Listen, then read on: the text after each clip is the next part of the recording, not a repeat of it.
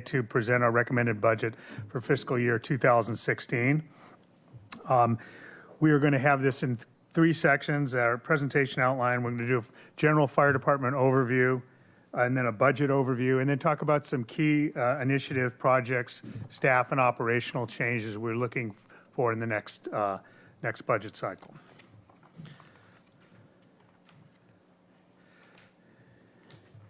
Okay, this is our organizational chart. It hasn't changed much over the last decade or so, but we have, as you see, our department is divided into two divisions, operations and prevention. In operations or in prevention, that division is headed by Joe Pori, who's been the fire marshal for a number of years. Over in operations, we've had a change with the retirement of Jim Bryden. Lee Waldron is our new operations division chief. And in training, we have Chris Males, who will be coming in as the new training battalion chief.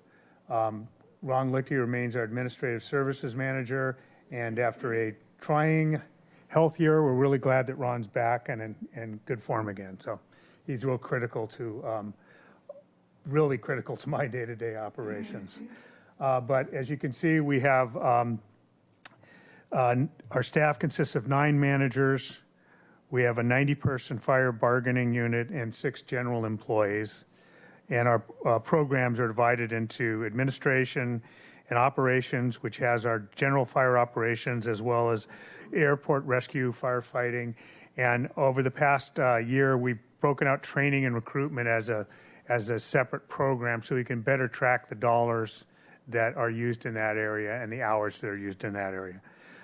And then in Joe's division, prevention, we have, in addition to our investigative people and inspection, we have the Office of Emergency Services and our wildland program, which consists of a wildland specialist as well as the Chris Braden, who runs our Wildfire Benefit Assessment District.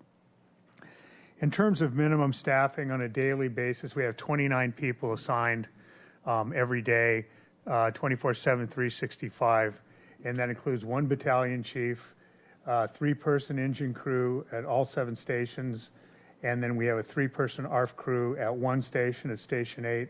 And then down at Station 1 as well, we have a 4-person squad truck rescue that cross-staffs a couple pieces of equipment depending on the type of call. And so that's at Station 1. So every day we have a minimum of 29 people on duty.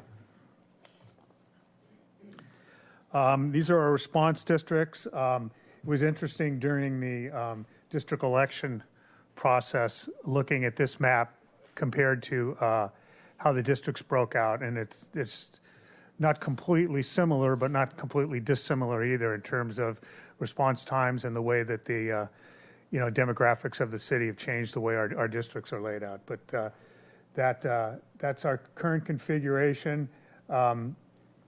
There's some parts of our district where we respond that aren't in the city limits. If you look at the areas outside the blue lines, there's what do we call automatic aid areas. So we're automatically responding, as well as Montecito Fire Protection District, County Fire, and the U.S. Forest Service. So we're going to those whether they're in the city or not. And that also is reciprocated back to us. So Montecito's coming in, County's coming in, Forest Service will be helping us out. The Fire Prevention Bureau, this division of the fire department is responsible for the application of the California Fire Code, the Penal Code, and other life safety codes and regulations. Fire Code is adopted by the Bureau and ordinance and enforcement. The Bureau also issues film festival and burn permits, which in this city is not a small job with the amount of activities that we have coming on. They conduct fire investigations and life safety inspections.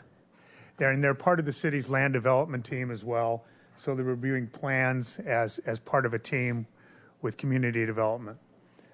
They inspect new construction and all sprinkler systems in the city. At this point, I want to turn this over to the budget overview portion over to Ron Lichty.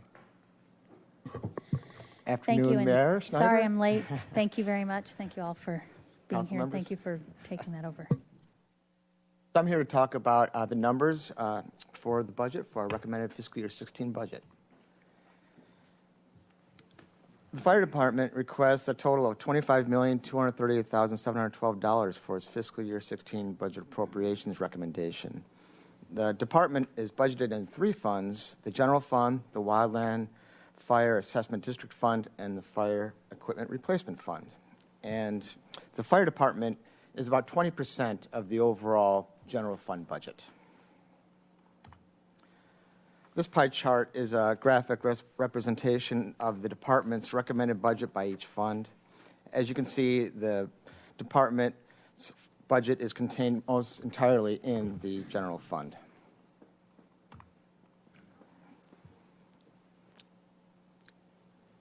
As Chief McElroy mentioned, our department's broken into 7 different programs, and this pie chart shows the relative size of the dollars that are spent for each program, with operations and ARF constituting 85% of our total expenditures for emergency response activities. This chart shows us our appropriations by major object or cost classification. And the largest component of this is obviously the salaries and benefits, which constitute 86% of our budget. Just for your information, I think you know allocated costs are those charges which are provided to the fire department from other city departments, and they include the cost for our fire fleet of vehicles, replacement and maintenance, for fire station maintenance, computers, information systems, liability insurance. Supplies and services includes most other costs for running the department day to day, say our fire station utilities, office and medical, emergency medical supplies, equipment rental, uniform, allowance and maintenance, vehicle fuel, training and fees and tuitions, and our equipment. Going to equipment, that's where we purchase our personal protective equipment, our radios, our self-contained breathing apparatus, our hose and ladder, our fitness equipment. And special projects this year is entirely our wildland activities, and that's where we do vegetation management, such as defensible space, chipping, and road clearance. This is our appropriations with a trend showing fiscal year 14's actual results, fiscal year, the current year we're in, our amended budget, where we're projecting to finish, and then the recommendations for fiscal year 16 and the change. Now the change is looking at fiscal year 15 budget compared to fiscal year 16's budget, and then there's our percentage change. Salaries and benefits increased to 6.8%, or about $1.3 million. From last year, from our current year budget, and the largest portion of this is a result of stipulated pay rate increases through the firefighters' MOU, Memorandum of Understanding. We also have retirement costs that have increased 14% year over year, and that equals almost $500,000. Supplies and services has no material change. Allocated costs did increase about $400,000 or 21%. And we had about $200,000 increase in our vehicle replacement and maintenance, and our liability insurance increased 80% this year. Special projects, you can see, decreased, but that's because in fiscal year 15 we were using reserves in the Wildland Assessment Fund to do more special projects, and now it's returning to more historical levels with that chipping and defensible space activities. Another big change you may notice is the equipment line. This year we have $1.1 million in equipment, and that's basically as a result of a $600,000 grant we received for our self-contained breathing apparatus. It's a one-time grant, so we're not going to see that again. Why did the liability insurance go up 80%? We get those costs from our risk management department as a self-insured, and we believe that it's basically because of the number of injuries, our injury rate.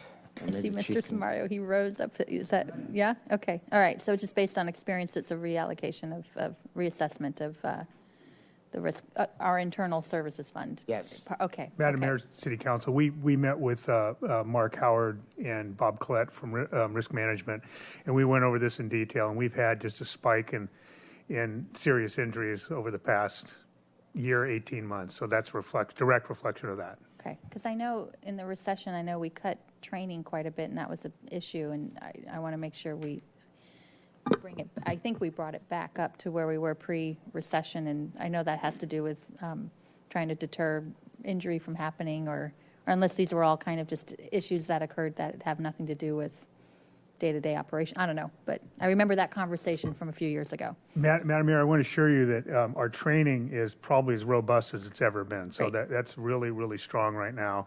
The addition of the training captain in 2008, I believe, that position has remained, and our training is probably at the best it's been. Our record keeping and training, our management of training is better. These just happen to be a series of Things happen. things happening, Yeah. and they sometimes that will go a long time without them happening. In the past year or so, it's just been a succession of serious injuries or illnesses. Okay, thanks. Mr. Rouse?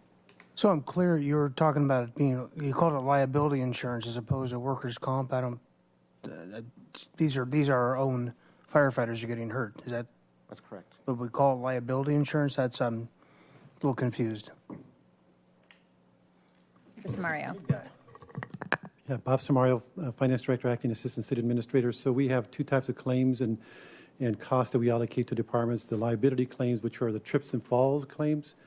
What we were talking about here is workers' comp. That also went up. We've had a lot of conversation with the Finance Committee and Council about all those claims over the last 5 years, just a bad history of all those claims, workers' comp and liability. We've raised premiums in order to offset some of the losses in our self-insurance fund and deficits we have today. So everybody really experienced an increase in those premiums we charge for liability and workers' comp. So this is, Fire being one of them, of this is course. reflective of our experience mod for workers' Yes. comp internally. And liability And- claims. okay. So now we'll take a look at the revenues.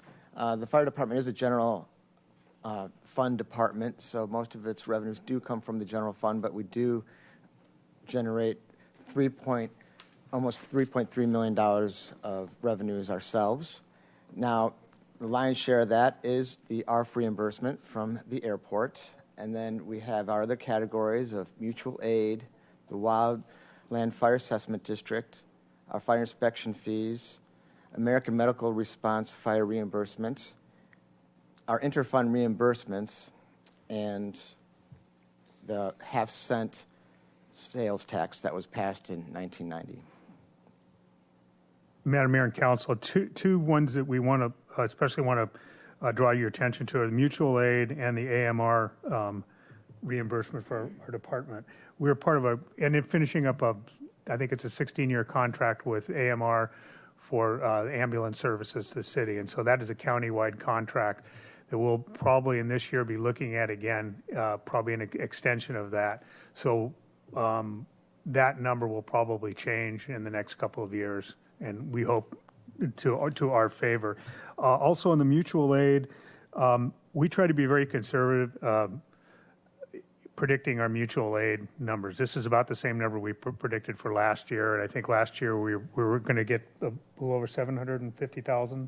Current year we're in, yes. Yeah. Yeah. So About we keep 700,000. that number conservative.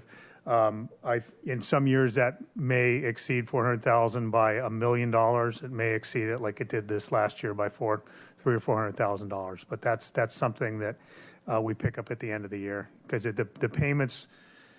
The payouts that we do to our employees are trailed significantly by the payback from the state and the feds on Right. that. I mean, it's a wash at the end. It's very close to For a wash. budgeting, it's Yes. just having some number there that seems reasonable, but it's not like we're going to have a strange budget at the end of the year because it's money out coming back. It's a reimbursement. The trouble some departments get themselves in is counting on that money as part of their budget with a much bigger number than that. Right. No, it's a smart approach. Yep. Thanks. And then for my final slide, this is the revenues, and it also shows the trending. And you can see, I know ARF has been a big subject for a topic of discussion. And what we see here is the recommended fiscal year 16 budget is reduced by about $190,000 for the ARF reimbursement. Mutual aid, for the current year, we're projecting $562,000, at least on this slide, but we just received payment today, actually, for another $167,000. So this actually number is going up to about $700,000 for revenues this year, but we're budgeting for $423,000 next year. Most of the other numbers are fairly, they're the same as fiscal year 15, except for in the grants. That's where we have a one-time grant of that self-contained breathing apparatus. Once again, that grant, that was a one-time. And the transfers in is us allocating monies from our equipment fund into the operations fund. And that's just one time for this year, so we won't be doing that next year. So that concludes the financial piece of this presentation. Then we'll move over to our key initiatives. So I want to talk a little bit about key initiatives, projects, and staff and operational changes we're looking forward to in the next year. And in terms of our P3 objectives, one of the things we're really excited about is we work at the Combined Communication Center, which is primarily operated by the police department over in the Granada Garage. We're really pleased with that move over there, and we're also really pleased with some work the police department has put into a study on how the center operates. There's going to be some changes coming up in this next year on how that center is managed and staffed, and we think that's going to be real advantageous for us, especially in the EMS area. And so with that, we are anticipating putting in operation a program called ProQA, which aids with emergency medical dispatch. So it's when somebody calls 911, the dispatcher, the dispatch goes out, we send the appropriate engine and ambulance out, and then the dispatcher can go through a computerized program that leads them down a series of questions where they can help the person on scene to treat the person that they're calling for, or if it's the person themselves, we can get information from the victim or about the victim that can then start treatment from the phone call and also relay information to us as we're responding. So this will make us consistent with Ventura County and Santa Barbara County dispatch centers. So we're real excited about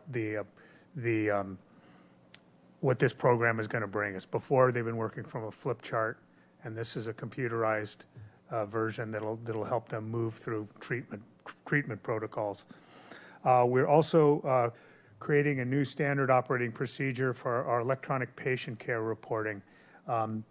This is a program that we started in the last year, and what it's going to allow us to do is, now that we've educated all of our people on how these patient care reports are supposed to be done in the field, we're now going to be creating the procedures that ensure that we have quality control in their use.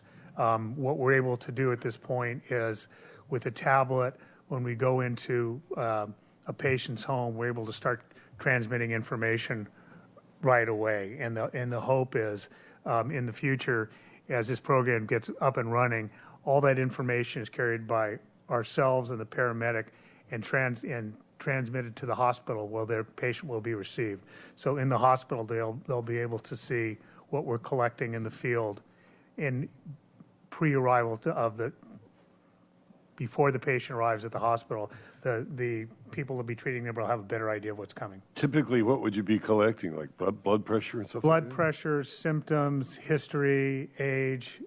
History from the patient being History from the talking to you? patient about, conditions. If it's a person that's been treated at Cottage Hospital already, that will allow Cottage to start looking up the patient history. Yeah. If they've been there, the last time they were discharged, what medications they're on.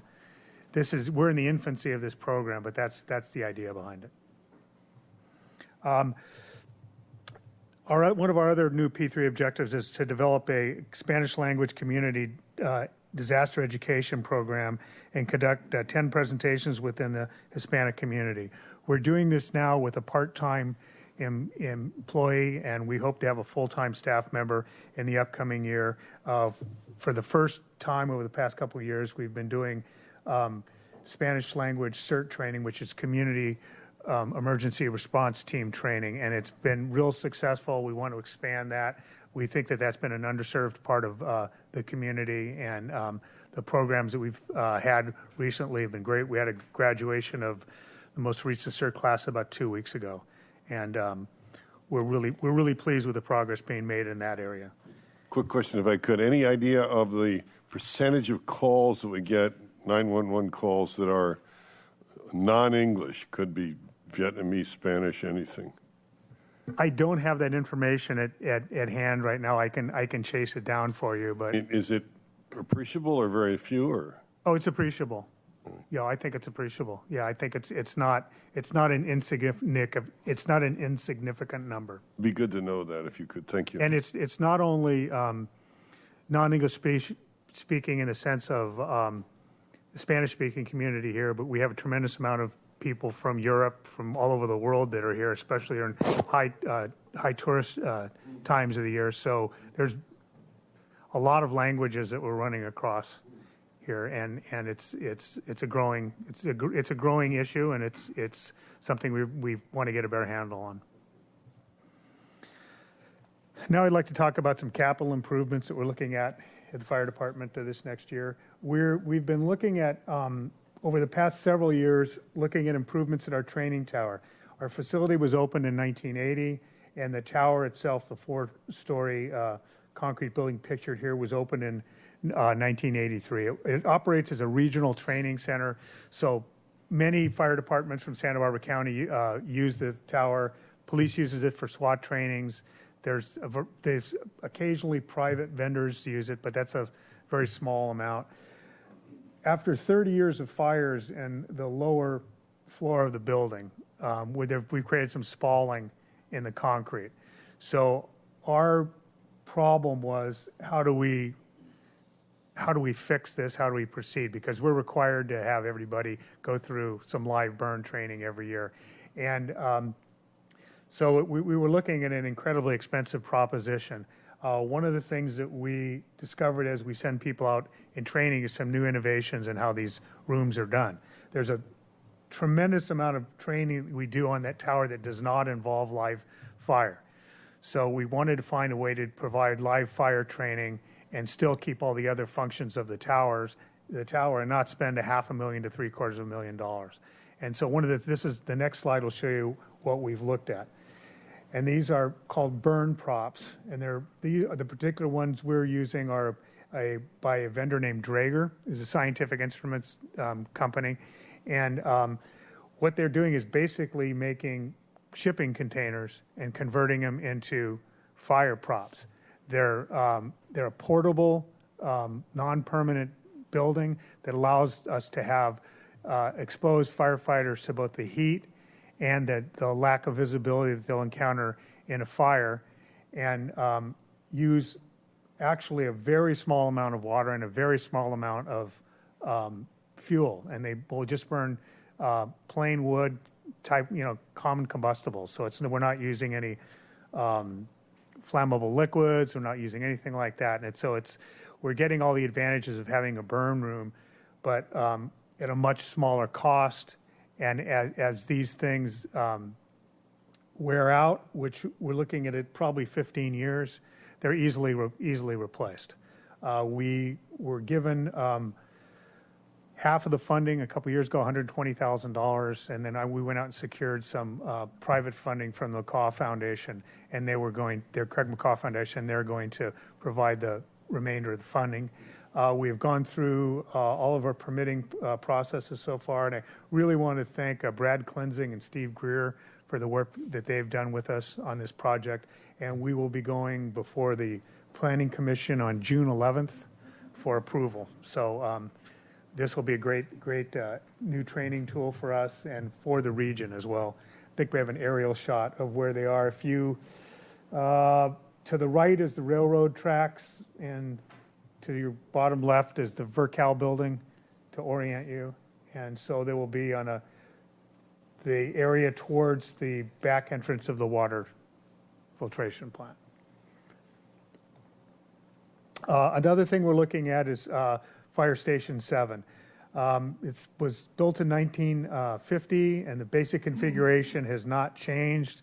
The U.S. Forest Service has been on the site since 2001 in a modular building. What we need to do is the CUP for this building needs to be reopened. We need to look at the continued presence of the Forest Service there. In talking to facilities, what we want to do is explore the possibilities of A, remodel, or B, a new building. And because this is not really a fire resistive structure in that area. One of the things that we want to look at, and I've had talks with the Forest Service already, is a permanent new building that would house both the city fire department and the Forest Service. I think the community and the neighborhood has benefited from us both being there. I think for the Forest Service, one of their big problems is the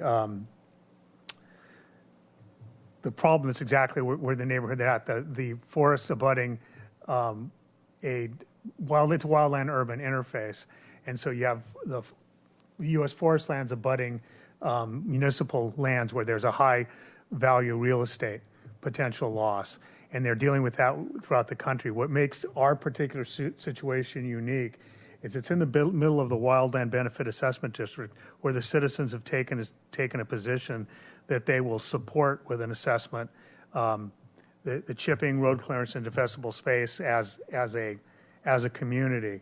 And I think that's the type of community the Forest Service would like to partner with. And so we're exploring the possibility of them being a partner with us in this. And but we are going to have some money to look at design possibilities in the next year, and so we'll be bringing that back to you.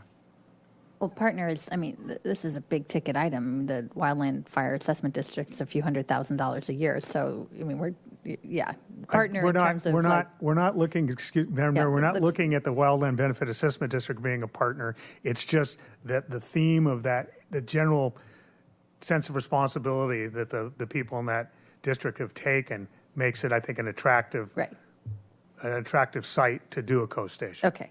Yeah. That's what- So no, we're not- I think people's eyes were going to go No, like, what my property tax going to And look like? I'm But- glad you brought that up so I could clarify that. Okay. So what we're looking at is Partner seeing means a lot of things to yeah, for people, but if yeah. the Forest Service would be interested in keeping a presence there, and how could we make that happen? Great. Thank you, Madam Mayor. So that Forest Service presence, that's an engine company? That's an Comes engine in company. Seasonally? Yeah, no, it's seasonally right now, but I think that they're interested in perhaps actually it's almost a 12-month presence now. Yeah. Of course, our fire Yeah. season seems to have Yeah, expanded yeah. there. And is that a, how many person, Or or Yeah. person company? yes. So if we were able to pursue a combined facility, there's not going to be an increase in traffic. There's not going to be an increase of vehicles. It'd be about the same. But I think it's something we want to explore, whether we are successful with that or not. We'll see. But I know the county fire department is exploring right now, or maybe close to completing a deal to have a Forest Service engine at their Station 18 at Gaviota. So the Forest Service is interested in having a presence on the front country in 3 different spots, and this would successfully do that. You have Gaviota, Mission Canyon, and then the Rincon Station as well. Okay, thank you. Another thing that we've looked at as a department is our fleet, and we wanted to take some time and examine where we want to be in the future, both in what type of vehicles best work in our stations, best work in our terrain, and what are the trends towards the future in terms of the fire service. So over the past couple of years with fleet, we've looked at our entire fleet of fire trucks and tried to figure out what we would like to order in the future, or if we're just going to keep replacing like for like, we could just keep going on like that forever. But In the past couple of years, we've added a Type 3 engine, which is a shorter wheelbase wildland engine. And so we now have two of those, where we had one before, and that one I think we purchased in 99, Lee? 99. So now we have two. And then with the vehicle you're looking at now is a Type 6 initial attack wildland engine. And it's a highly mobile, smaller engine, a little bit bigger than a patrol type thing, but it can carry, a good amount of water. But it also gives us a truck that we can put in Station 3 on Sola Street, which, being our oldest existing fire station, and some restrictions due to this historical nature of the building, it gives us a truck we can fit in there, and something that is becoming increasingly a mutual aid requested vehicle. So I think we're trying to reflect where we think the fire service is going in the future and keep our fleet in line with where we think the fire service is going. So, and we additionally have a Type 1 engine that is on order, and that will arrive in the fall. And then we've partnered with the airport to do a study, which you're aware of, and so we will implement council direction on the aircraft rescue and firefighting status at the airport. And we're looking at how the staffing, the operational impact, the needs of the airport, and the financial impacts of the whole issue. But you're well versed in all that right now. The Office of Emergency Services, we're looking to restore a public education coordinator position. This, as it says, our coordinates, promotes public education services to the community, runs our fire safety house program, English and Spanish CERT, fire extinguisher training, emergency operations center activation and support. We've had this position in our department since 1980. It was eliminated in 2009 during the recession. It's been an hourly position since 2013. At about 20 hours a week, but we really want to have this back as a full-time position. We are strongly supported by volunteers, but it's kind of an unreliable source. We had that problem today where we were doing a fire safety house at Franklin School, and there was a mix-up with the volunteers, and so we need a real professional, reliable person in that role. We believe our Spanish-speaking population has been underserved, and this was a position that really reached that part of the community. As a result, we've had to reduce the public education's our assignments, and the programs that we want to do aren't sustainable with the model we have right now. There's just too much workload to be done by the Office of Emergency Services Manager is really doing that with some volunteers, and so this is something we think is really important. Like I said, it's been part of our operation for 35 years, minus the last couple of years. So it's a non-safety position, and so that's one of the real key position we're looking at. Is this the position that you referred to under your P3 objectives to develop a Spanish language community disaster education program? No, that's one of our goals. That's one of our goals, regardless. But this would be a service enhancement that we're looking for. We want to do that P3. We want to achieve that P3 goal. It'll be difficult to do without this position, and certainly attainable with this position. That's one of your requests. Yes. This budget cycle. Yes. Is to go from that person from 20 hours to 40 to full-time position. Yes. Full-time. Yes. Okay. Thank you. And we're going to be having an academy. A significant amount of significant impacts happen whenever we're doing a training academy. It's about 4,000 hours of labor over a 12-week academy. And in this process, we've got about 50% of our department involved in either helping doing interviewing, training, evaluating, or outreach. So that's a huge labor-intensive, expensive process. I think we're the only department in the city that runs their own academy. I think with police officers, I think they're they go to an academy off-site and then enter a probationary period or training period. But we conduct our training in-house. And that concludes our presentation. If you have any questions or comments. Any questions? I don't see any public comment speaker slips either, so things are good, Okay, right? thank you. Thank you very Yeah, much. we feel like they're going pretty good. Yeah, Thanks. they are. All right. From one chief to the next. Whenever you're ready.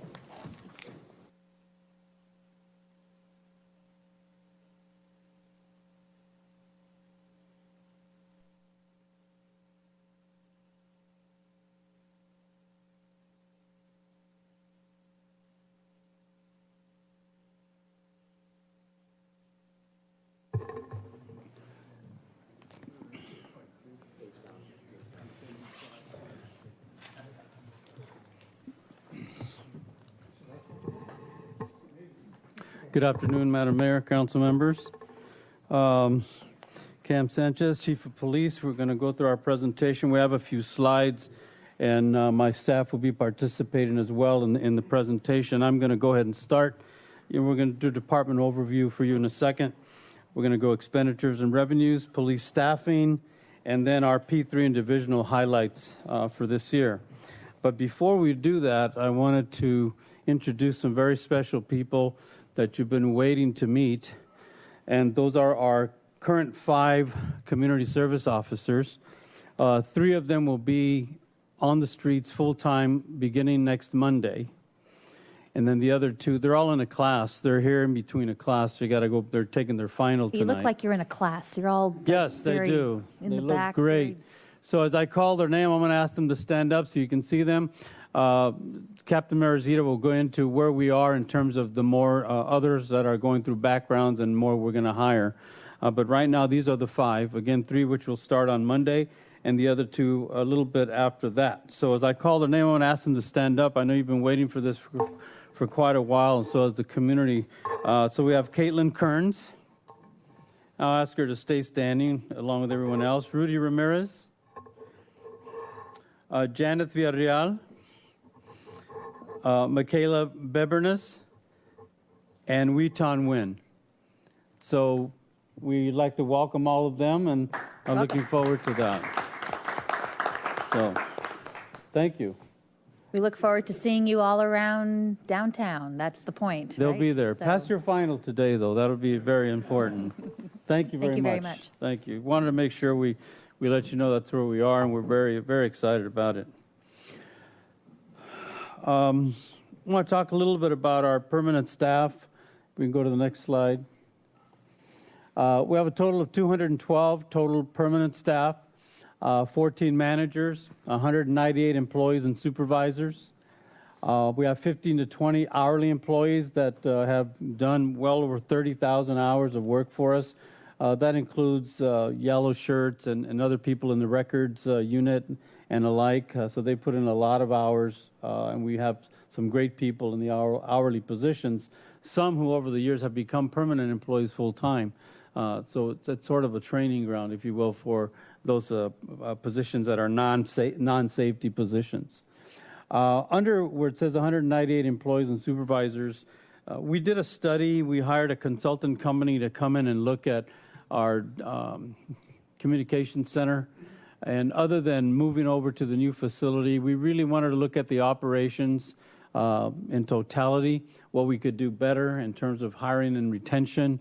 We were having a very difficult time with that, and as most dispatch centers do, we're not unique to this issue.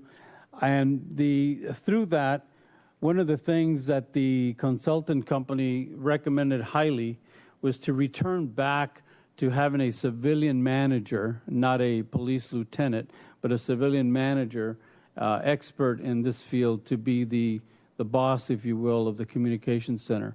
That is one of our requests in this budget cycle to get there. To get there, it would take to literally converting a police officer position to assist with the funding of that manager. Now, that manager, currently we have a lieutenant there. We've had a lieutenant there. We've had several lieutenants there throughout the years after we lost our manager quite a few years ago. we want to get the lieutenant, that's much more pay than a dispatch manager civilian, back to doing police work. In this case, it would be returning back to the Detective Bureau and assist Captain Altavilla with what they do in the Bureau, which is very necessary. Right now, Alex and the other captains before him have done both the lieutenant's job and the captain's job while being in the Bureau.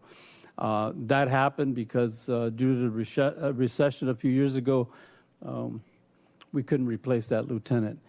This would give us an opportunity to put a professional dispatch and experienced manager, civilian, at a lower cost than a lieutenant and return the lieutenant position back to the police work that we need done. That's where we're going. Part of doing that, however, is to use a police officer position to get to that funding, which the deputy chief will talk about later when we get to the numbers part of it. But I wanted to share that with you, and that is one of our major requests. Our org chart has not changed a lot. We've moved a couple of things around. We are hoping, if we do get the dispatch manager, that we'll return that investigative lieutenant box back to investigative division. And we've added, should it happen, the communication center manager under the patrol division. In my office, up at the top right, you'll see that we have the SRO, School Resource Officer, and GREAT. I have not eliminated those positions. We have temporarily suspended them. I explained that a little bit in my monthly or my bi-monthly update to you a few weeks ago. We're hurting for people. We have a lot of injuries, and we have decided, or I decided, to temporarily suspend the grade program in the elementary school and also not have a school resource officer, which I know the school district and you and Mr. Casey would like me to give them. I will tell you that I do not have the resources to do that without diving into another area that I believe is also critical. And what it comes down to is really competing priorities. The one thing that I did tell John Becchio at the school was that our East Side beat coordinator will be checking in with him on a weekly basis, if not daily basis, but will not be on campus full-time. Will be on the East Side full-time, but that's where the high school is. And for the moment, as we see it, because of our injuries and because we just lost within the last 7 to 8 days, I lost 3 female officers to 3 different departments. They lateraled out, the last one leaving last Friday. And when that happens, and we have 9 to 10 to 12 long-term injuries, we have to answer calls for service in the black and white cars. And we have to have a patrol staff. This is our number one business, is to answer calls for service from the community, and that's one. That's number one. That's what we're committed to. To do that, to keep those teams strong and the numbers up, as the deputy chief will go through the numbers in a minute or two, I had to find a place to do that, and that means that the school resource officer position basically goes back to patrol, and the grade officer either goes back to patrol or to a beat coordinator position. I have not decided on that. As of this afternoon, I lost another officer to UCSB, who happens to be one of my beat coordinators. So as of June 4th, I'll only have 2 beat coordinators for the entire city. So when you say lost to UCSB, what do you mean? They lateraled over to become a police officer there. Yeah. So we're hurting on that end. On the restorative policing end, we're strong. We have our 2 officers that do our restorative policing. We have our yellow shirts and our blue shirts. And on July 1st, we are going to be meeting, we being all the restorative policing folks and our tactical patrol force, will be meeting with all of our service providers that work with us in restorative policing to talk about how we all could do better at what we do in terms of our partnerships with all of our nonprofits and our housing and alike, and the rescue mission. So on July 1st, we're going to get together with them to sort of tune up our engine and enhance our partnership with dealing with the homeless and the mentally ill. That is the org chart. It hasn't really changed. I'm not going to take you through every box. It's remained the same for quite a while, but we did add those positions should we get the approval. But I certainly wanted to explain that I feel the pain of not having a school resource officer or a great officer. But to deplete patrol to do that, I believe would be not a good thing. You mentioned a number, I mean, the injuries is one thing, but people leaving the department, going somewhere else, is another. So curious about knowing more about your exit interview process. Is there a trend happening? Are there different reasons? I don't know if you have that in front of you or if that's something we could get, because if there's a trend that we can approach, then we need to do so, right? I don't have it in front of me, but I have it in my head because they were so recent. We do have an exit interview process. Most of these officers, except for one of them who's leaving on June 4th that has a few years with us, they left for reasons that are honorable and good in terms of family illnesses, where the parents live in another part of the state. They're the sole provider for that parent, some of those things. Other people who are getting married to people who permanently work in cities in Orange County, so they become officers in those cities. Those are the types of things. They liked it here, but these were family decisions. In terms of the last 3 or 4, these have been family decisions that they came to. It still hurts a lot. During the exit interview process that we do, they do mention money as being part of the reason, but it's not the sole reason. There were good employees who just left for family reasons in the last 4 individuals that I just mentioned. And Madam Mayor, our Human Resources Department conducts a separate independent exit interview, and I review all those, and the same message came through that there were just personal family reasons why people were looking to relocate. Yeah. It wasn't morale. It wasn't, a lack of training or a terrible place to work. It was those reasons. And, when it's those reasons, you just have to go there. We graduated 5 and we lost 4, and we have several in the academy now. And our hope is in the next testing period that we get 8 to 10 more, we're hoping.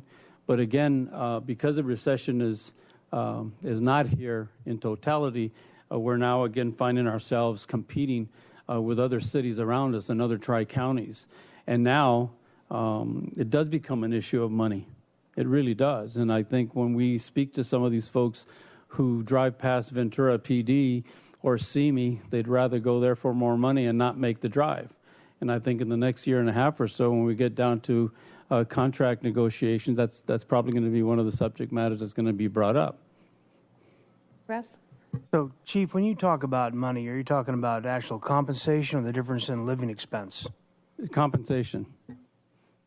And we're competing with others. And, when you see some of these young people who, drive past places like that, and they're young and young families, and, after a while, we just kind of hope that they don't look at the sign. For quite a while next to Ventura PD, there was a sign that said, if you're a cop and you're driving past, stop here. I mean, there was a sign that said that. Go ahead, Gil. Madam Mayor, City Council members, Captain Gil Torres. This is my area I plan to cover later, but just an example to kind of add to what the chief's saying. Here's a perfect example. Ventura Sheriff's advertising competitive salary, $75,000 to $105,000. That's what their recruiting strategy. And the police department says $75,000 to $91,000. So that's like a 15% difference that we're having to compete, which is, for us, kind of handicaps a little bit. Because if you look at, we have 62% of our department commutes from outside of the South Coast. So presents some just internal challenges in the recruiting standpoint. I just left HR to kind of make sure we look at that, look at the other departments to make sure we're competitive, which would help us in the long run, because right now it's challenging. Well, I guess the other question, so there was the exit interview question. The other question I had was the ability, and of course you don't want to do this too much because it wears on people, but the use of overtime, for example, in patrol or for amongst a number of different people in order to free up some other officer to serve as a school resource officer, even if it's just for part-time or something like that. Is that something you're utilizing? Or, I mean, I know in fire departments, staffing's very different. You have the constant staffing model, and overtime's used quite a bit to, ensure that constant staffing model. I'm wondering if there's something similar like that that can be used with overtime for the patrol division to give you the hours that staffing hours that you need, and that frees up other officers to do the other things like the school resource officer. Well, on the school resource officer, if you're going to do a school resource officer, you really have to have a consistency as the key, and not have officers No, rotate that person over. would be consistent. I mean, in the patrol division, then utilizing all the other patrol officers you may not have enough individuals, but use overtime to some extent to help offset the costs. We could look at that. We already use a lot of overtime. In fact, a lot of the overtime, because of going back to our dispatch challenges, we have officers making officer pay work in dispatch because they're trained as dispatchers. That alone, and the DC will talk about this also, that alone raises the issue of overtime. And it's tough. So it's possible that hopefully if dispatch process gets a little more stabilized, that you're not using officers overtime for dispatch. They'll have more time to do patrol. And then if there's other overtime needs in patrol, be curious to know what kind of budget impact that would be. Because I think you would agree, and you want to have a school resource officer back Yes. as well, as we Yes. all do. The question is it's not a money issue with the current budget, it's a staffing issue. And It's so a then if we look at overtime, then it can become a budgetary issue. And I guess that's the question of what's that number? We'll look at that. And you know what I told the school district was that we're leaning towards not having a school resource officer. If we get officers back healthy and back in patrol, we may be able to do that. And that's what we're hoping. And that's really out of our control. I think the school resource officer is always a great thing to have. We didn't have one for about 8 or 9 years until last year because of the recession and because we didn't have enough staffing. And we even had almost twice the amount of injured at that time.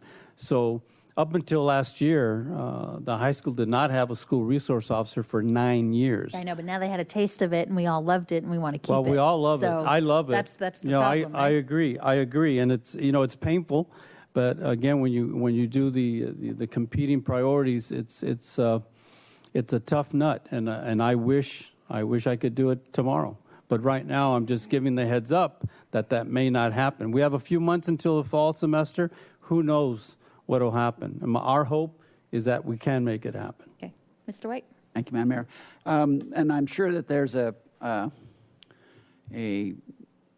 efficiency line, however you want to put it, where you can handle a certain amount of overtime in the force. There's a percentage or a number of hours or however you would frame it, such that that much you can handle without burning people out. And perhaps that would be part of the conversation that you would share with us as well. Yes, obviously, we don't want to be pushing everything to the wall. I think by the time I get back to our next department update, we may have a better prognosis. Chief, boots on the ground is about 120 now? We're gonna get to that right now. That's my piece of the presentation. I'll probably come back later, but right now I'm going to turn it over to the Deputy Chief, who will go over that, Mr. Hotchkiss, and other numbers that you're going to want to know about. Good afternoon, Madam Mayor and members of council. Frank Mannix, Deputy Police Chief. I just want to take a little bit of information that just came out with our CompStat. I know you get your CompStat reports every month, but just a couple bullet points of information here. We are seeing a rather sustained increase in our call for service volume, and we're not really sure exactly what is causing that. We can't attribute it to any one particular spike. It's just a generalized increase. But if we see from November of last year, we're essentially at a 4 or 5 year high right here, and you can see how this blue line is above the rest. And then as we entered the beginning of this year, we see the yellow line continues above all the rest, which indicates, of course, that our call for service volume is much higher than it has been in the past. It's nothing that we're not able to handle, and I can simply call your attention to the next slide. As we look at our response times, they're hanging in there fine. Our target is a 7-minute response time on our priority ones, and you can see for the most part, all of these lines, say below this 7-minute line, As a matter of fact, last month in March, we were 5.9 minutes. April is 6.6 minutes. So we're hanging in there on our priority 1 calls for service. Our priority 2, 3s, and 4s are also at or near target. Some are just a little over target, but they have escalated in the last few months. Even though they're saying at or below target, they were a little more below target this time last year. So we're keeping an eye on that. Generally speaking, response times are a function of available staffing in the field, because the dispatchers don't sit on the calls unless they have a reason to hold the call, and that's usually because there's not an officer available to handle it, or not a beat officer available to handle it. Not all calls are emergency calls and need to be dispatched right away. The good news is our violent crime has taken a nosedive in the last few months, so we're very happy about that. You can see this value of 23 violent acts that were committed last month is almost at a 5-year low. I think there's only 1 month that was actually less than 23, and that's right here in 2012. That's primarily reduction in our aggravated assaults, so they've dropped considerably over the last couple of months, and we're hoping that trend will continue. And our property crime, likewise, is continuing to take a significant decrease. We had a real spike in residential burglaries in January, and they've come right back down. There were some significant arrests that were made by us and by some allied jurisdictions that were also working on what we believe to be the same group of criminals. And we're seeing our property crime come right back down. And 188 is, again, it's one of the lowest that we've seen.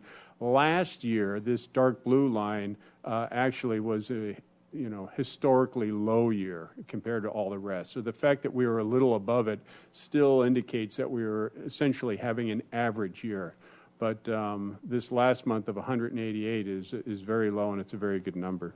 Mr. Hotchkiss? That spike in property crimes and break-ins you were talking about, wasn't that an out-of-towner sort of thing? Jump on the freeway and... There were multiple contributors to that, and we believe that was one of them. So now we're going to get into the exciting discussion of dollars and cents when it comes to police funding. Get caught up here.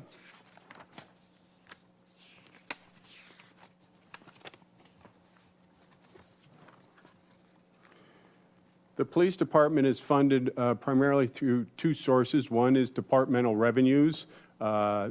Projected for FY15, we're looking at about $6.2 million in departmental generated revenues, and a general fund subsidy of about $31 million. And there's a variety of sources. I can take you through these one by one. The transfers in are essentially an accounting method that we use when money is taken from one account and moved to another. And this $87,000, for example, was to complete the gate project at the police department. There are no projects like that scheduled for this next year, so we're not showing any transfers in. Parking fines and fees, I think we all know what those are from. They're essentially very stable for the next year. Traffic safety is money that we get from the state of California.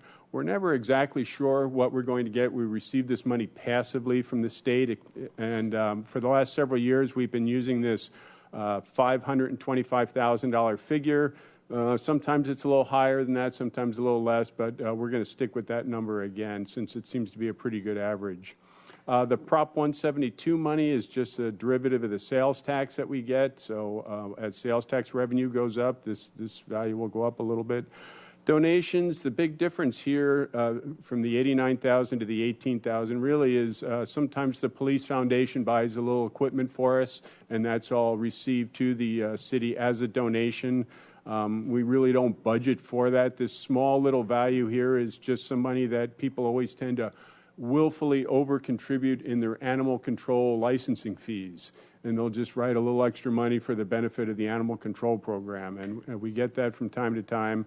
And quite frankly, this number will probably bounce up a little bit, and we'll come back to council asking council to receive those donation funds.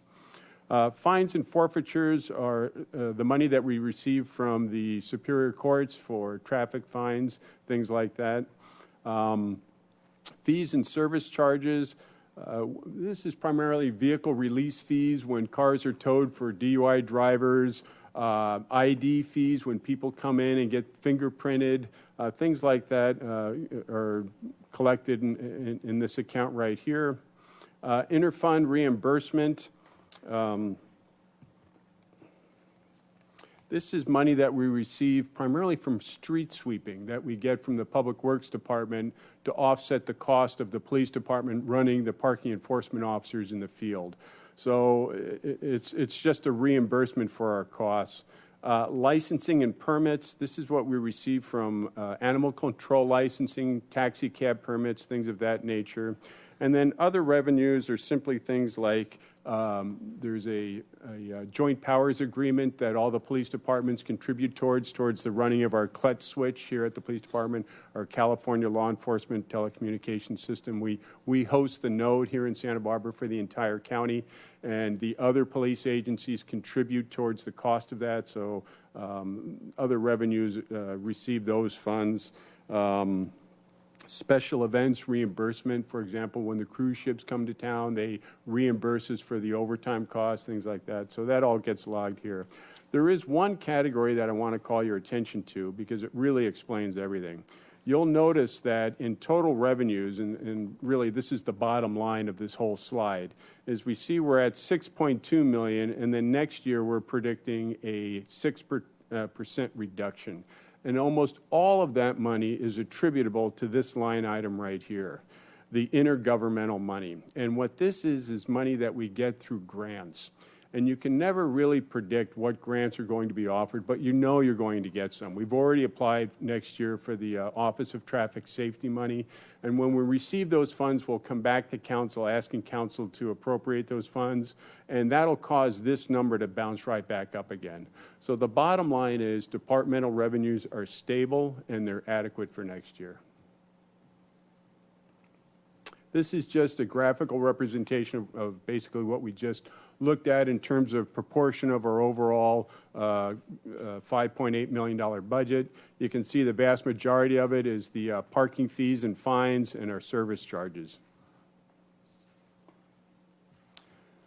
This chart is showing our expenditures. We are experiencing a oh dear, there's something miscalculated here. This is what happens when a deputy chief starts playing with Excel spreadsheets. I did not pick up on that. I don't know what I did to cause a last-minute adjustment, but I will get that corrected. But these numbers, nevertheless, are correct at the bottom, and I do have to apologize. At least you caught it this time. So. Yeah, well, it's so funny that it's so very apparent to me now, but somehow, and we all looked at this, but I certainly dropped the ball on that. I apologize. But what we are seeing right here at the bottom is a small increase, and this is primarily due to the program costs associated with the police department MOU, and that's some PERS offsets and things of that nature. You'll see that projected, we're actually projecting a slight decrease in the overall end of year, and that's really because when you have the vacancies, you don't spend the money, and I'm going to get into the vacancies in just a moment here. And once again, this is a different way of looking at kind of the same information. Really, the purpose of this slide is I just want to emphasize that we are very much dependent on salary and benefits in terms of our overall budget. When it comes time to, make adjustments, it's almost always in the salary and benefits area. The supplies and services and allocated costs, we really have very little discretion as to how to spend that money. You just can't buy less gasoline or, pay less telephone costs. Allocated costs come straight to us from the finance department. So not a whole lot of discretion. I do want to talk about our staffing, since that's always a good topic to be familiar with. And just to familiarize ourselves with a few terms, I'm going to be talking about authorized strength, and those are the police officers' positions which are 100% funded in the budget. Operational strength refers to how many police officers we've actually hired, how many people we've actually hired and are employed and working for us.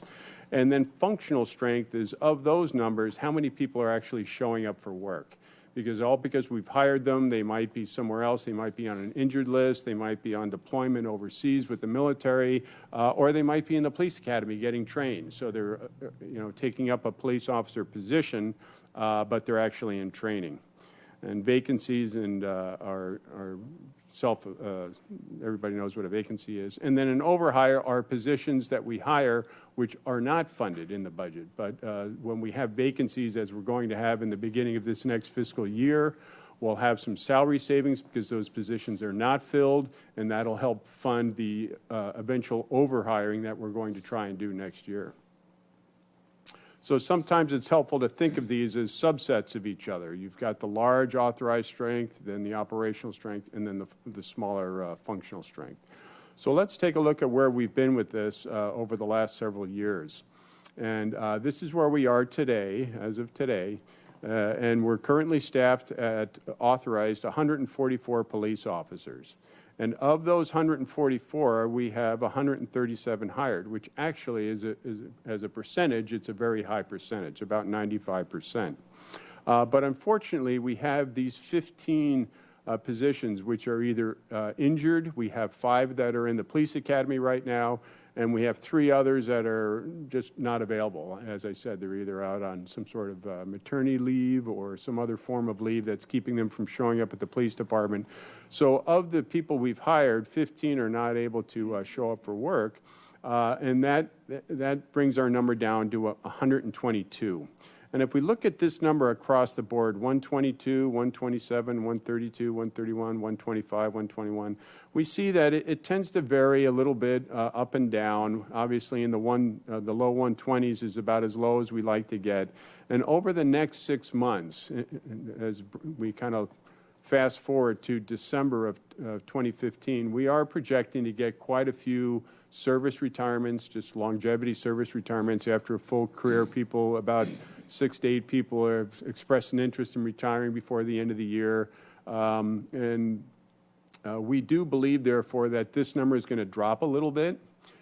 Between now and the end of the year, there will be an October Police Academy, and I've just arbitrarily picked the number of 6 just because that seems to be about as good of a number as we can get out of any one recruitment phase.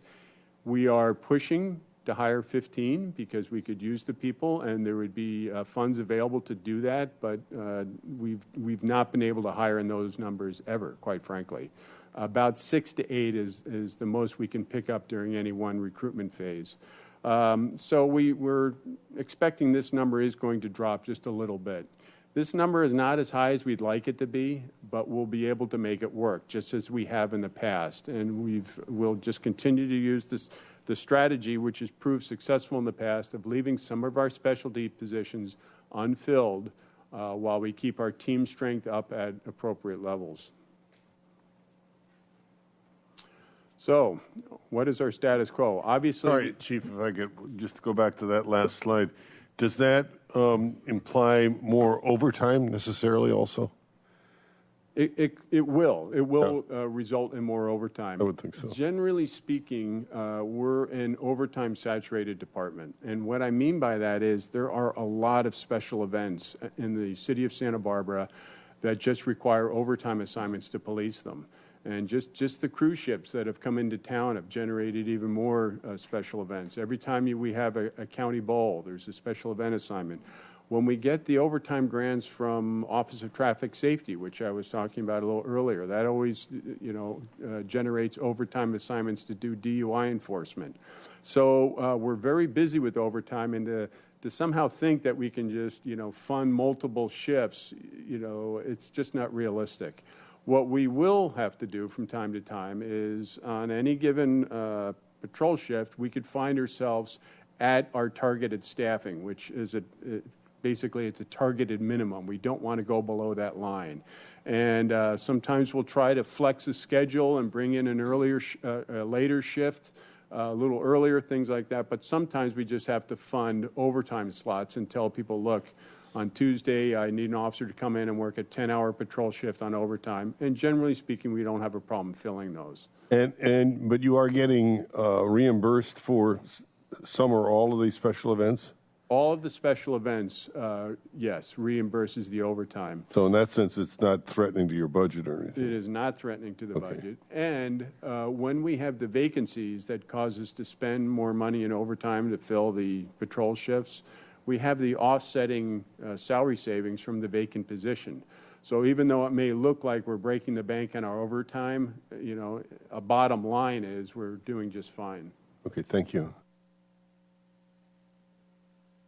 So our status quo for our staffing is, first, we have to have an enhanced recruitment strategy. We can't passively expect people to apply to the Santa Barbara Police Department, even though it's a great place to work. So we're working on that right now, and Captain Torres is going to talk about that in a little bit. We'll continue to use overhires as necessary. We have essentially a standing order to hire as many as 4. I have every confidence if I went to Mr. Casey and I said, look, I need to overhire 8 because these people are going to retire. I'll have permission to do so, which is why I've told Captain Torres and his recruitment staff to try and hire 15 for the next academy. Again, I hope we can get there, but it would be the largest class in the history of the department in the 27 years I've worked there if we hired 15. So I just don't see that happening. And then again, we have to be cognizant of the fact that as our operational staffing diminishes, it's going to challenge us in just how much you can draw from your specialty positions. Essentially, you can eliminate an entire specialty service if you draw it down where it's just no longer effective. So we have to be a little mindful of that. And with that, I will turn things over to Captain Torres. Good afternoon, Madam Mayor, members of the City Council. My name is Captain Torres, here to give you some update on the Administrative Services Division. I'll start with the recruitment and hiring update. Starting tomorrow, we're going to be interviewing 73 candidates who've passed the written and physical agility tests, so that's good. We currently have 7 vacancies. Next week will be 8, and the week after that, it sounds like there are going to be 9 vacancies. We're anticipating losing about 7 more come December time to lateral transfers, retirements, things like that. As the Deputy Chief says, our goal is to hire up to 15 if we can for the October Academy. And be noted, these people wouldn't graduate until April 2016. So we're talking about a year out, even with those people. As far as, we're going to be trying to get as many as we can, but I've had lists. I've been doing this for 7 years now. I've tested 300 people and got 1 person that came out that qualified. One group I had 2, and I think the highest I've had is about 7. So it's going to be a challenge given this group. And currently have 73, and I did a little study of the demographics of that group. And out of that group, 15% live local, 30% live in Ventura County. When I say local, I mean Carpinteria to Goleta. 30% live in Ventura County, and 45% live in the rest of the state. And out of those 73, a majority of them also have applications with other agencies. So they're also being courted, recruited by other agencies. And we find that the best qualified ones work. Those are the ones we're competing with. They're in process. They're doing backgrounds at the same time we're doing them, and we try to give it a little special personal touch to get these people, to kind of recruit them. I feel like a college recruiter. That's kind of attitude we have, is just get this person here. So it's very competitive, and unfortunately, sometimes we do get some people that were disqualified out of that list that had been disqualified from other agencies. So for various reasons, and that's why we do the interview. Part of that is to find out, well, what happened with, with Ventura Police Department, what happened. So it's challenging to get the right people, but we give it our best. As I pointed out, one of the challenges is we got, as I'm looking into it, is some compensation issues that I just met with HR. We're going to look at closer just to make sure, that we're staying competitive with that. We're also going to be opening up a lateral list. We tend to not be very successful with that. Most of the time, people establish in their careers, And one of the challenges we find in Santa Barbara is just the housing costs for these laterals. You know, most of them live in areas, they work in areas where it's pretty affordable where they live. And we have a lot of applicants that apply because they're having trouble at the last department they're at. So disciplinary, so we have some people that have been terminated and they want to come work here, and we have to draw the line. We're not going to accept them. So we haven't been too successful with lateral, but we're always open to getting some. Once in a while, we're hoping we get some former Santa Barbara people to come back. It's happened a couple times, but we haven't seen it in recent years. One of the things we're doing, enhancing, we've never had to do as much, is we're kind of developing a budget for more of a advertising media campaign. We're looking at, online, as far as like NewsHawk, the different, outreach things to let people know, commercials, the theaters, those kind of things. We're going to try to really get out and really target groups like the universities, high school, city college, those type. We're going to go to classes, talk, those kind of things. So do more of an outreach to the schools, enhance our cadet program, and kind of start from there. It's going to be pretty challenging. So, any questions on recruiting before I move on next?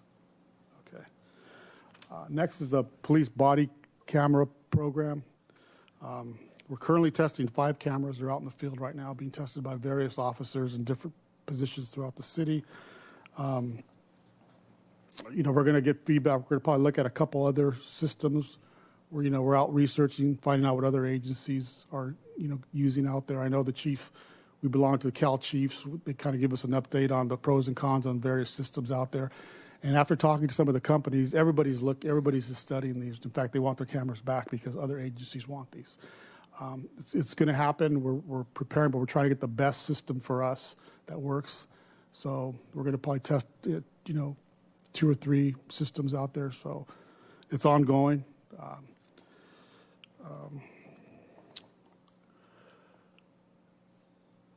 Any questions on police body cameras? No? Okay. Move on to facility. I'm currently working with Public Works on some facilities. Right now we have an HVAC project going on, a major HVAC project. That's going to upgrade our current HVAC system. A gate project's finishing up, part of the grant program that we secured from Homeland Security funds. It's a couple weeks away. They're just finalizing the electronics on it, so that's going to be completed. Part of this budget, we asked for an armory upgrade to kind of enhance our accountability and our security for our current assault rifle systems we have. So we put that in our budget, and we're out shopping, find the best system that works for us. We're also, when dispatch vacated, that bottom floor, created some space that we identified it as a much-needed weight room area that we don't really have now.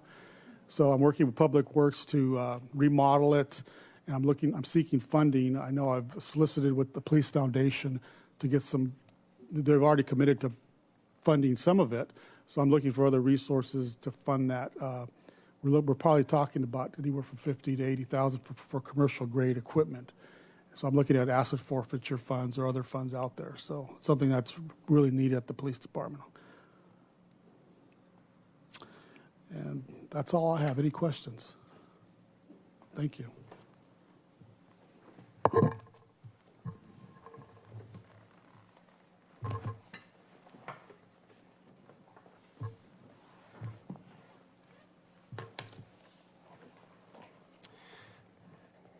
Good afternoon, Madam Mayor and Council. Bill Marazita. I'm the captain of the Patrol Division for the Police Department.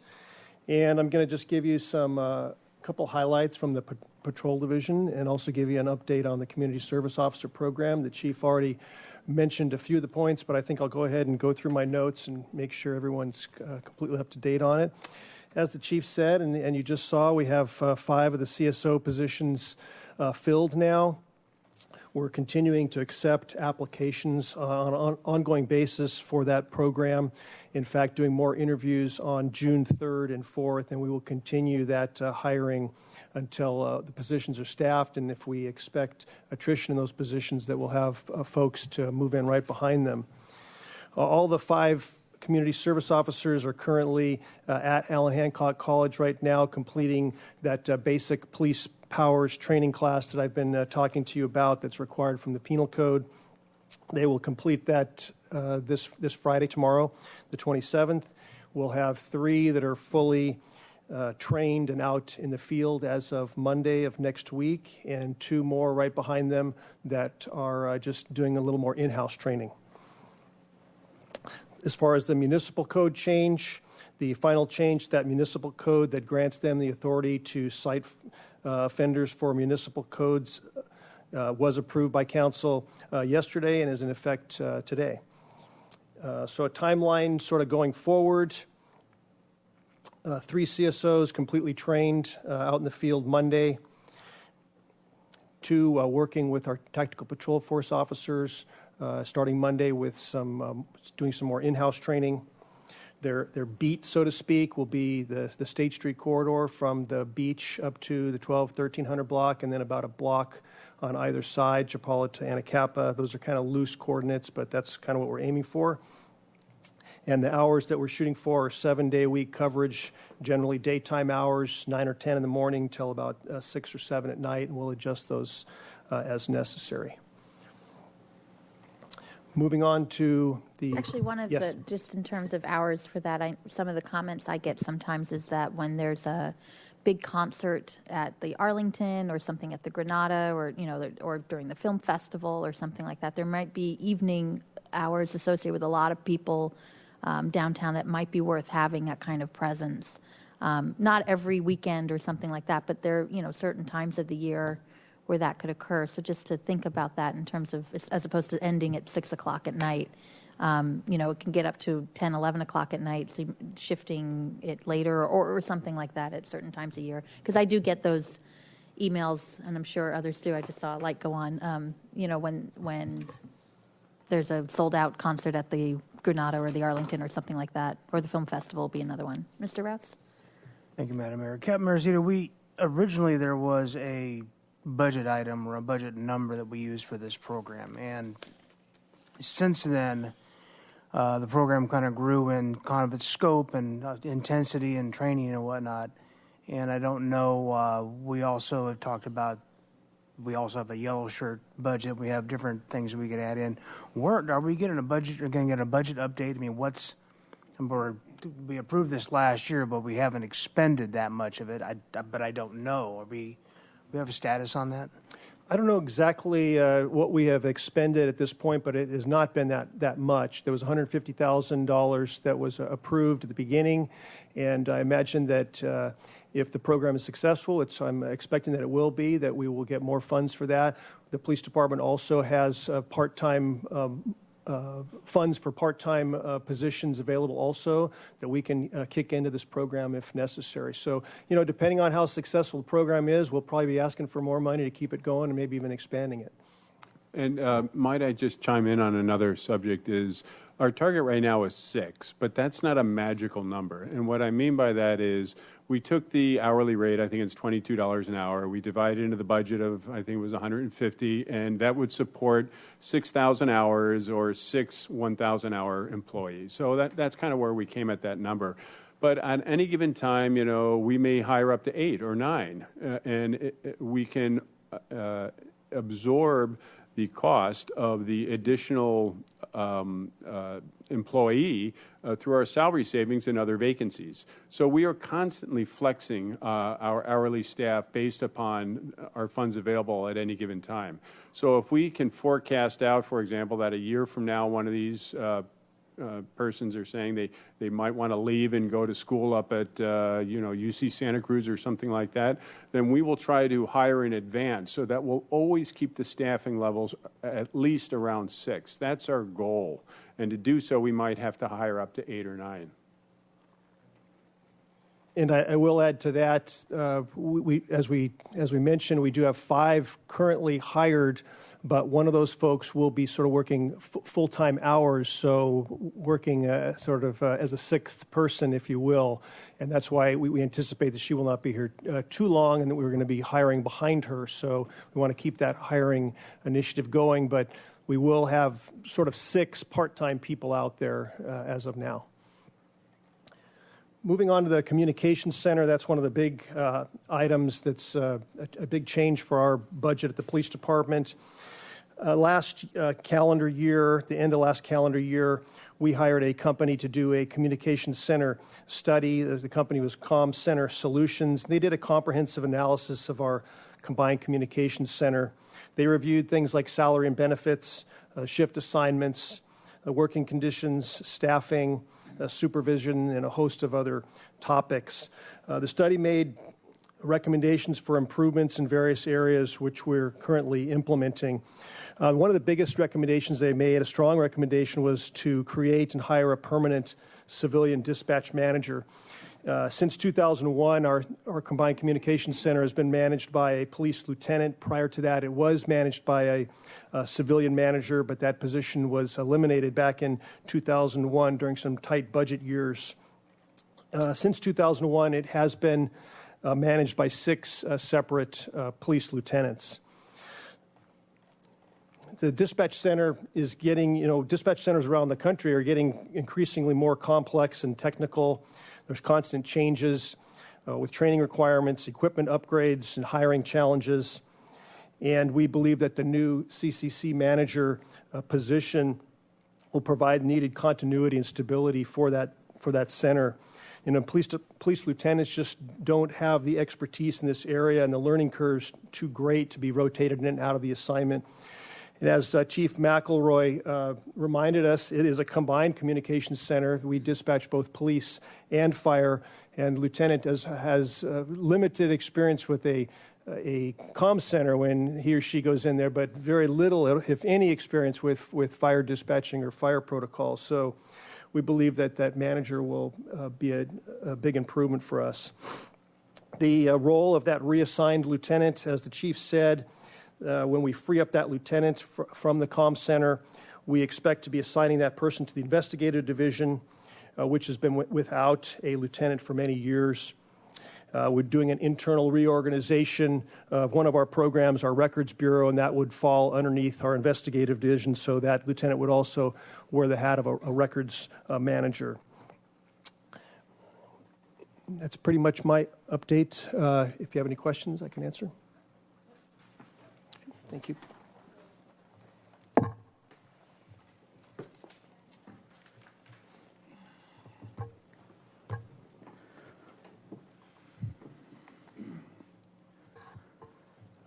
Good afternoon, Madam Mayor, members of council. Alex Altavilla, the Investigative Division Commander.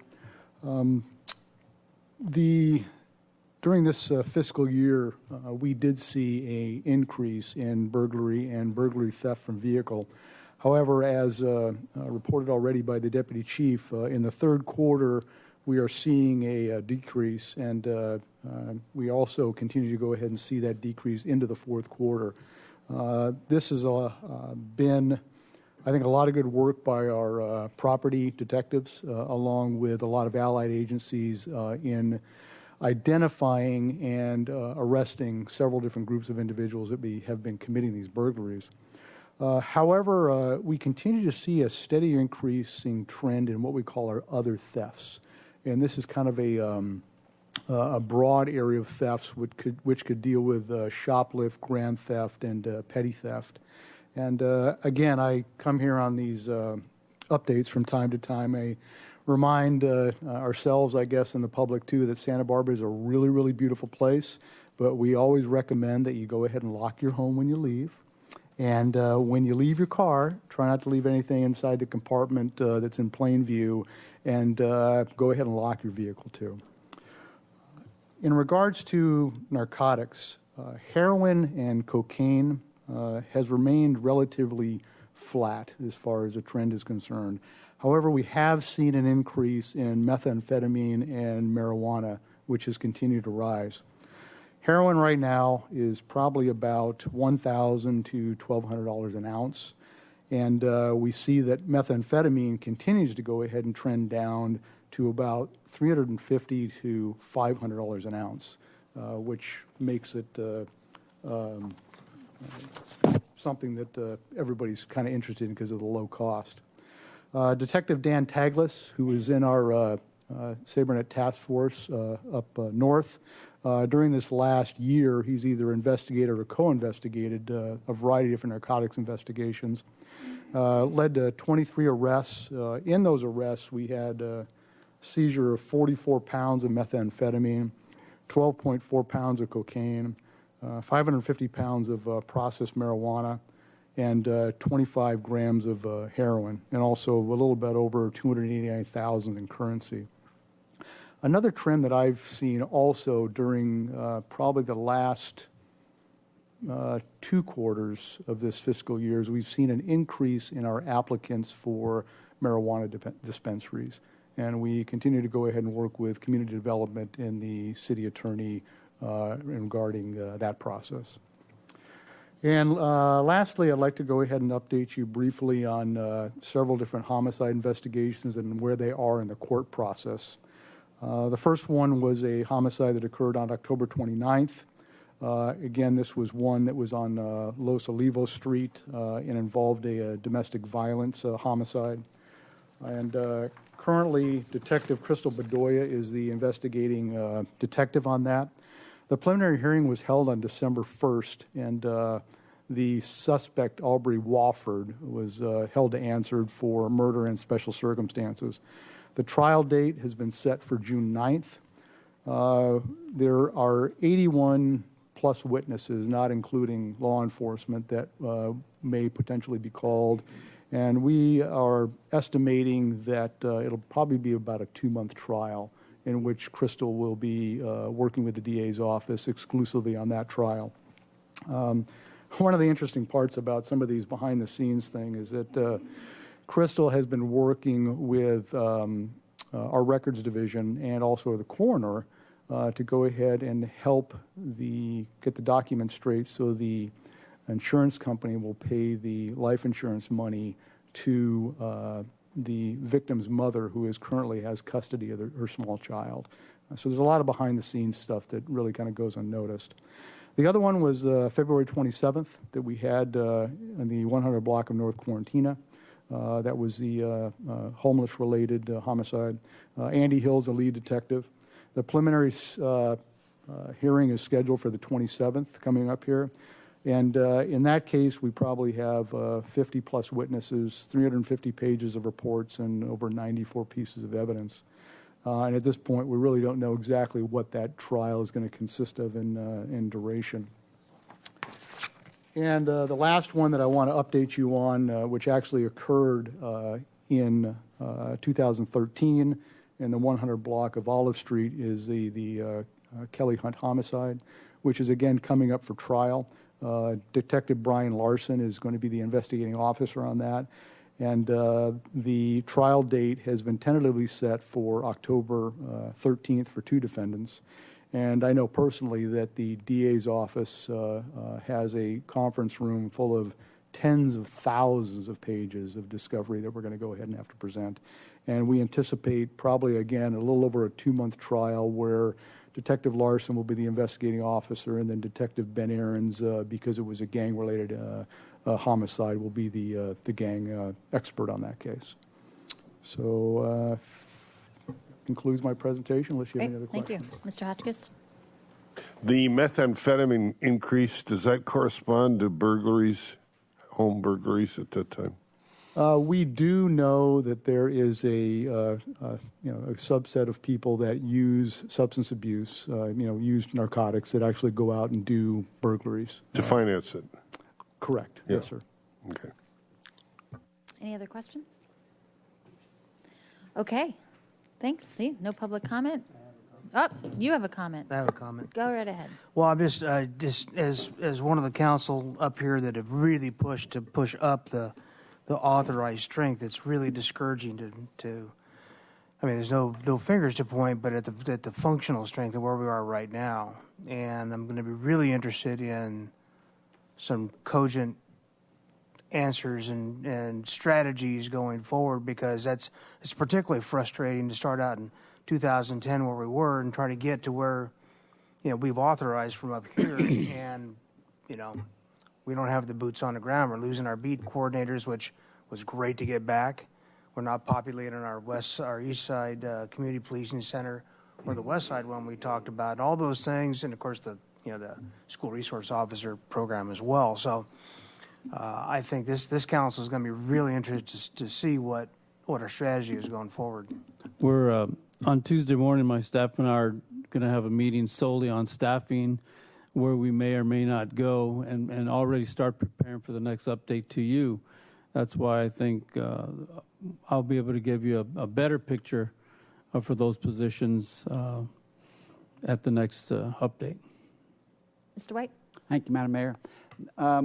What we did not hear about was the yellow shirt program. And the comment I would make on that is that from my perspective anyway, and having been involved in the initiation of that, I don't differentiate very much between the Yellow Shirt program and the CSO. At least in my own head, as this thing has been forming, just that notion of having a uniformed presence in various critical places I think that's been the topic of conversation all the way along. Of course, and the blue shirts, it seems sort of peeled off to become very much more social service people, really. I mean, maybe we're all social service in a way, but in a way of help, of guiding our mentally ill population and helping to get homeless folks off the street, et cetera. But the yellow shirts, at the time, the conversations were around having someone on Milpas, someone on Cabrillo Boulevard, someone on State Street. I forgot what the total number was. But again, could we know where that is now? And again, my own feeling about it is these two have such a lot in common. Might they not become a single program at some point? Madam Mayor, Councilman White, a couple of things. There's a vast difference actually between the yellow shirts and the CSOs and even the blue shirts. The blue shirts are behind the scenes but very critical, and they are making the contacts statewide with trying to find housing, with reuniting them with their families, with getting them the appropriate medication, with getting them the appropriate psychological assistance. So they're in the street very little, but they are on those phones and making trips and transporting some of this community to other locations around the state. So they're quietly doing a huge heavy lifting. They really, really are. The yellow shirts obviously are not going to have the authorization to do what the community service officers are going to be able to do in terms of citing and those types of things. But they also do a tremendous job, because what they're doing with regards to even assisting greatly with our camp cleanups, helping restorative policing and finding folks in hidden locations. Again, these are all unsung heroes who may not look enforcement type, but because of what the blue shirts and the yellow shirts are doing, it makes restorative policing easier, and it makes the patrol response times less and more doable. So it's really an all-encompassing pie, and there are different pieces to that pie, and every piece is critical. And I think one of the most criticals are our two blue shirts, who no one hears about, but I'll tell you who does hear about it: the community that we're serving that happens to be mentally ill. And that's the goal of the blue shirts. So I think with the CSOs, yellow shirts doing their aggressive work with camp cleanups, along with our partners in Public Works, to do a great job with us. And Public Works goes way, way beyond the call of duty, and they're unsung for what they do for community policing. So I think it's working out fine, and I think having the three distinct, different titles and indicative duties, I think, make us better. And are we fully staffed with the yellow and blue shirts? We're one down in the yellow shirts and one down in the blue shirts. And the total that is budgeted is how many? 6 total. So that's 3 and 3? 3 and 3. I believe that's what the numbers are. Okay. And the pay grade for those, the yellow and blue shirts, is a step down from the CSO? A little bit. Very little, though. Very little. I'm glad you asked that question and made those comments, because last week I had a meeting with blue shirts, yellow shirts, TPF on our bicycles, restorative policing. We had a half-day retreat to talk about how we're going to do our jobs better in the new fiscal year. We're scheduling, as I mentioned, a July 1 meeting with all of them and our service providers to see, and that's July 1st, to see how they can help us better and we can help them better, so we can do a better job of what we do. Around the state, this program, Restorative Policing in Santa Barbara, it gets praised at the chief conferences and the sheriff's conferences. Santa Barbara has set the model for how this community needs to be addressed, and I think we continue to do a good job. My recommendation would be to continue with the distinct different pieces of the pie, because I think it just makes us much better. Thank you, Madam Mayor. Thanks for that explanation. Yes, go ahead. Thank you, Madam Mayor. Thanks so much for your presentation today, all of you. I just wanted to say, because I hear from people, so I'm going to put it on the table here. Even though I hear everything you're saying about your challenges, staffing is how important the beat coordinators are, especially on the east and the west side. I serve on the Milpas Action Task Force, and they're missing some support over there. And then the west side, there's a new neighborhood association that just formed. They had their first meeting on Monday night, and everyone was talking about how they were hoping for a beat coordinator presence over there. So I feel like I have to tell you, even though I totally understand the trouble that you're having keeping your staffing up. Thank you. Thank you for understanding that. Emails about the student resource officer too, and Yeah. I'm ready to go back to them and say, hey, you're doing your best. So Well, we are, and we appreciate all of your support. And I will tell you that on the west side, Jonathan Reyes is our beat coordinator there. Our east side has not had one for a while because Adrian became the great officer. And then He's always a great officer, by the way. and he is a great officer. Thank you. Okay. And then Officer Corbett, Casey Corbett, is our go-to person on State Street Corridor and does a fabulous job there. And I think we're all on the same page. We want to continue to do our best and continue to enhance our services as best we can. And believe me, we're doing our best. You'll always get our best. And I think when we talk about competing priorities, it makes it tough to split the baby and decide who am I going to make happy and who's not going to be very happy with me. Again, the thing that is not within our control are the injuries, the people that lateral to other departments. But as we begin to get healthier, we're going to continue to integrate the bodies back to where they belong. And that's our goal on a daily basis. Okay. Thank you for your presentation. Thank you. And actually, that concludes all the different departmental presentations. So our next one will be June, is it 1st or 1st? With all the different other asks, and our budget deliberations will be then. And so, wow, we have all next week to figure all that out. So that's great. Thank you very much. We're adjourned.